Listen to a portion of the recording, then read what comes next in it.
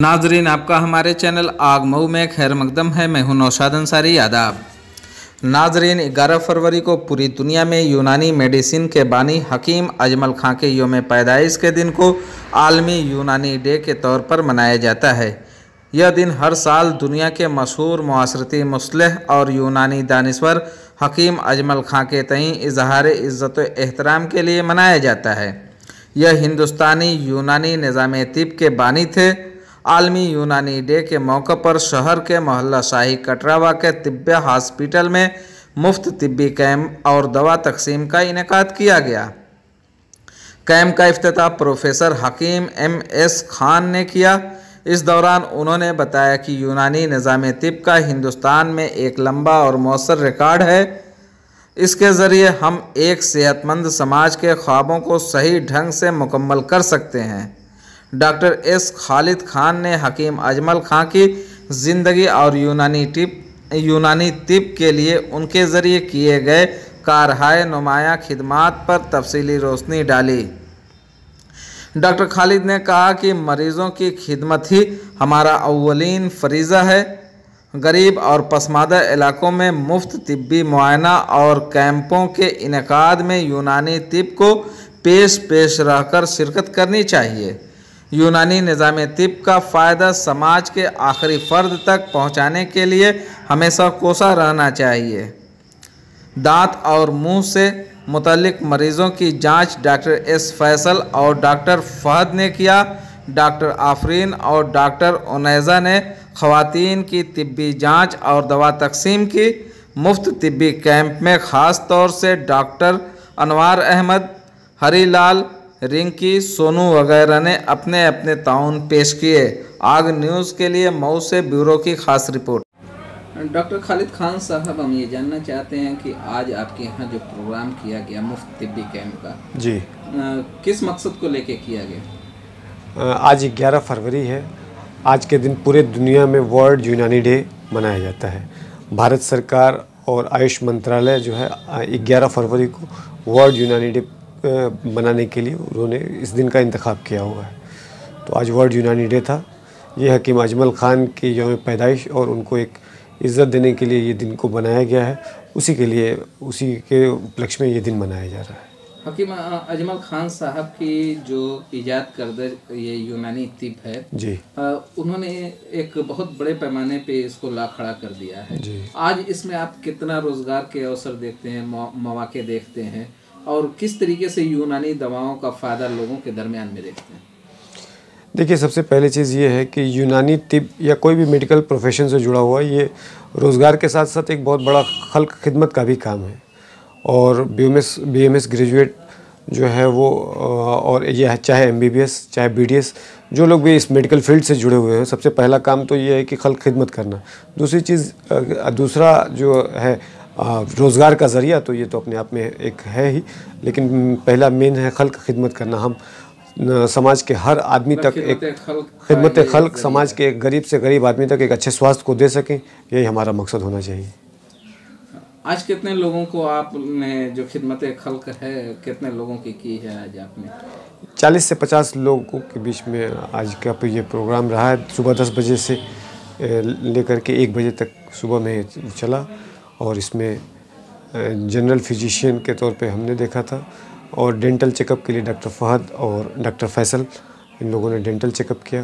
कुछ डॉक्टर साहब ये जानना चाहते हैं कि ये तिब्बे हॉस्पिटल है, जी, एक तरीके से पहले क्लिनिक है आपकी, जी, इस क्लिनिक से जो खिदमत खल्क के तौर पे आप बात कर रहे हैं, तो क्या रोज़ इस तरीके का कुछ लोगों को फ़ायदा पहुँचाया जाता है या स्पेशली एक दिन को तय कर लिया गया? नहीं, देखिए, ये जो प्रोफेशन हम लोगों का है, यहाँ पे हम लोगों के आने वाले मरीज़ हर तरीके के हैं। गरीब से गरीब भी हैं और मजबूर भी हैं। तो ये ऐसा नहीं है, ये तो आज एक डे है, लेकिन ये खल्क खिदमत का काम तो रोज़ करना है और रोज़ करने वाली चीज़ है। और अल्लाह ताला का शुक्र है कि कुछ न कुछ जो चीज़ हो सकता है अपने लेवल से, वो रोज़ किया जाता है, उसमें कोई। और जो आपके दोस्त हैं, आपके बिरादरान हैं, डॉक्टर्स बिरादरान, उनको लेके और बहुत सारी चीज़ें आती हैं जिनकी शिकायतें भी आती हैं और पब्लिक से भी कुछ शिकायतें मिल जाती हैं, तो क्या पैगाम देना चाहते हैं इस मौके पे आप? हमारा तो लोगों से यही अपने साथियों से और जो BMS ग्रेजुएट, BAMS ग्रेजुएट और चाहे जो भी जिस पैथी के हों, सबसे यही कहना है कि भाई बीच बीच में इस तरीके के कैंप्स, फ्री कैंप्स दूर दराज इलाकों में जहाँ तक अच्छे लोगों तक स्वास्थ्य नहीं पहुँच पा रहा है, वहाँ तक जाना है। वहाँ तक जा कर के लोगों के स्वास्थ्य परीक्षण, लोगों के कि किस तरीके की ज़रूरतें हैं, उन ज़रूरतों को हेल्थ से मुतल्लिक हैं, एजुकेशन से मुतल्लिक हैं, या किसी भी तरीके की जो भी दिक्कतें हैं उनके यहाँ तक पहुँचना चाहिए। अगर आप इस लेवल पर अल्लाह ताला ने आपको पहुँचाया है तो आपको वहाँ तक जा कर के उन लोगों तक भी एक अच्छे स्वास्थ्य को और एक अच्छी शिक्षा को पहुँचाना चाहिए। आपका जो पेशा है और आपकी जो ऑर्गेनाइजेशन है, डॉक्टरों की जो ऑर्गेनाइजेशन है, क्या आप डॉक्टरों के अंदर भी बेदारी लाने की कोशिश करेंगे? बिल्कुल बिल्कुल, ये तो हम जिस लेवल पे हम लोग हैं, बहुत से लोगों की हम लोगों के ऊपर निगाहें होती हैं, इसलिए अगर हम एक अच्छे समाज की स्थापना करेंगे तो हमसे भी बहुत से लोग जो हमको देखते हैं, हमारी तरफ हमारी एक अच्छी निगाह से समझते हैं, उनके अंदर भी ये लोगों के अंदर एक अच्छा पैगाम जाएगा। लोग जागरूक होंगे और सभी लोग मिल करके समाज को अच्छा बनाने की कोशिश करेंगे, तभी एक अच्छा समाज तैयार होगा। मैं doctor Fahad MDS oral and maxillofacial surgeon हूँ। मैं मुंह और जबड़ों से मुतल्लिक किसी तरह की कोई बीमारी होती है उसका मैं इलाज करता हूँ। आज जो फ्री कैंप लगाया गया है, इस फ्री कैंप में डेंटल से रिलेटेड कोई पेशेंट आपके पास आए? जी, डेंटल से रिलेटेड 8 से 10 पेशेंट आए थे, तो उसमें तरह तरह की तमाम बीमारियाँ उसमें देखने को मिली, जिसमें मुंह के कैंसर से मुतल्लिक पेशेंट भी दिखाई दिए। तो उनको उनके बारे में बताया गया है क्या बचाव करना है। कैंसर में तो ये है कि पहले एक गोश्त का टुकड़ा लिया जाता है, लेने के बाद उसको जांच के लिए भेजा जाता है, उसके बाद वो डायग्नोस होता है कि ये कैंसर है या नहीं। तो जो आप कह रहे हैं कि कैंसर तक के पेशेंट को आज आपने देखा है, तो क्या उसमें से किसी का आपने सैंपल लेके भेजा है उसकी वेरिफिकेशन के लिए? अभी तो आज उस तरह का इंतज़ाम नहीं था।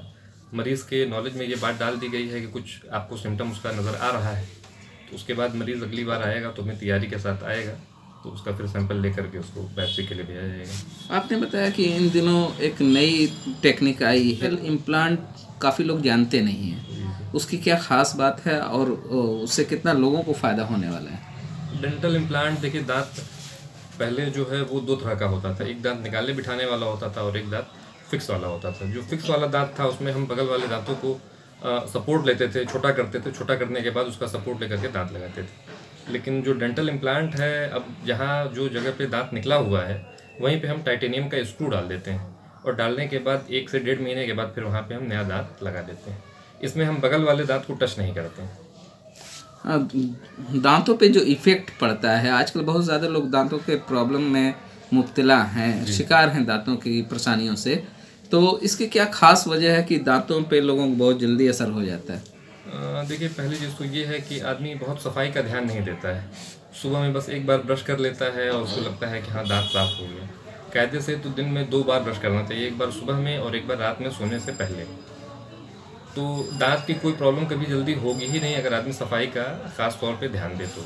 मैं जैसे ब्रश होता है, प्लास्टिक का वो ब्रश होता है जी। और उसको लोग इस्तेमाल करते हैं, और जो नीम की दतुअन हुआ करती थी जी। आज लोगों ने छोड़ दिया है, तो कहीं उसका इफेक्ट तो नहीं है? नीम की दतुअन खुद ही अपने आप में बहुत फ़ायदेमंद होती है। जी जी, नीम की दतुअन तो खुद ही अपने आप में एक बहुत बड़ी एंटीसेप्टिक है। असल में नीम की दतुअन जो है वो सिर्फ सामने के दांतों को तो कायदे से साफ़ करती है, लेकिन वो दातून पीछे तक नहीं पहुंच पाती।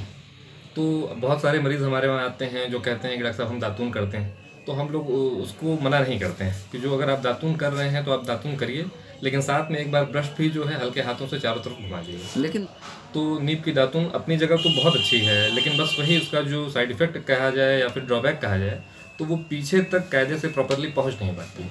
तो जो पेशेंट या फिर कोई भी अगर वो दातून करना चाहता है तो वो अपना पूरी तरह कर सकता है, उसको कोई मनाही नहीं है या फिर कोई मना नहीं किया जाता है। बहुत पहले हमने देखा कि बहुत सारे डॉक्टर हैं जो दांतों में प्रॉब्लम होती थी तो फौरी उसको दांत को निकाल देते थे।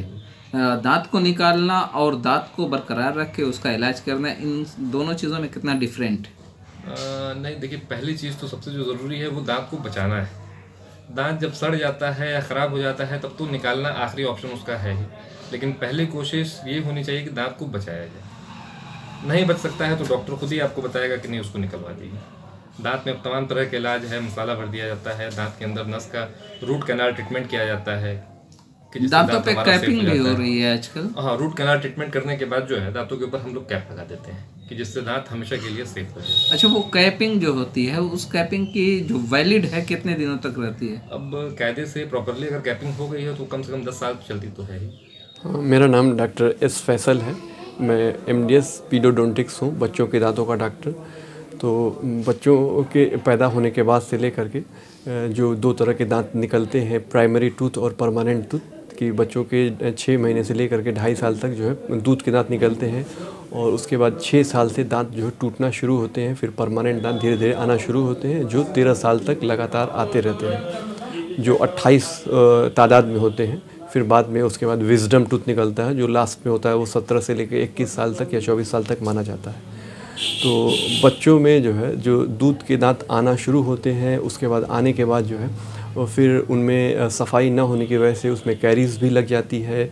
कैसा उसमें उनमें सफाई का ध्यान हो रहा है या नहीं हो रहा है। अगर नहीं ध्यान हो रहा है, ब्रशिंग नहीं हो रही है, उनकी कॉटन से उनको दांतों को वाइप ऑफ नहीं कर रहे हैं, तो कैरीज भी धीरे धीरे कंडीशन के हिसाब से पैदा होने लगती है। प्रोग्राम हुआ है मुफ्त टिब्बी कैंप जी, इस प्रोग्राम में कितने बच्चे आए हैं जिनको आपने आज देखा है? आज हमने 3 या 4 बच्चों को देखा है, जिसमें से उनकी एज लगभग 6 से 8 साल तक थी। 2-3 बच्चे थे जो 6 साल के थे, फिर 7 साल के थे, फिर 8 या 9 साल के थे। वैसे देखा जाए डॉक्टर साहब कि अमूमन ये देखने को मिलता है कि 2 से लेके 5 और 6 के दरमियान में जो बच्चे होते हैं उनको ही दांत की प्रॉब्लम होती है, या तो उनके दांत खराब हो जाते हैं या सड़ जाते हैं।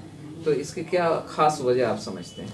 नहीं, उनके खान पान का क्या तरीका रहा है, क्या उन्होंने पिया है, क्या खाया है, यही वजह होती है दांतों में कैरीज पैदा होने की। और क्या खाने के बाद जो है उनकी कैसी सफाई हुई है, इस यही डिपेंड करता है दांतों में कैरीज पैदा करने के लिए। बच्चों के दांतों की सफाई का जो एक मसला है, तो उसको किस तरीके से लोग सफाई करें? नहीं, जो बच्चे जो ज़्यादा छोटे हैं, जिनके दांत आ गए हैं 2.5 साल तक वाले या 2 साल तक वाले, वो जो बच्चे खुद से ब्रशिंग नहीं कर सकते हैं नहीं या कर पाएंगे, तो उनके लिए उनकी मदर को जो उन पे ध्यान देना होगा कि उनके दांत साफ़ रहें, दांतों में कैरीज ना पैदा हो। उसके लिए एक वार्म सलाइन जो है, मतलब गुनगुना पानी करके उसमें कॉटन डाल करके उनके दांतों को वाइप ऑफ करना, पोंछना होता है नीचे से लेकर ऊपर तक। यही ज़रिया होता है, यही एक उनका ब्रशिंग टेक्निक होती है। आप कह रहे हैं तो कॉटन बिल्कुल साफ होना चाहिए। हाँ, कॉटन साफ़ होनी चाहिए, गुनगुने पानी में डाल करके उसी कॉटन से जो है दांतों को पोंछना हो, यही उनका ब्रशिंग टेक्निक है। फिर जब उसके बाद वाली एज आती है 3 या 4 साल के बाद वाला, तो उनको धीरे धीरे हैंडलिंग करना आने लगता है कि हाँ, ब्रश को कैसे हैंड में लाना है, फिर कैसे जो है उनको ब्रशिंग करना है। तो फिर धीरे धीरे जो है उसका ध्यान करके वो ब्रशिंग टेक्निक सीखने लगते हैं, फिर करने भी लगते हैं। यहाँ पे आप देखते हैं कि बहुत सारे बच्चे जिनको दांत की प्रॉब्लम है और वो आपके पास आते हैं। जी जी।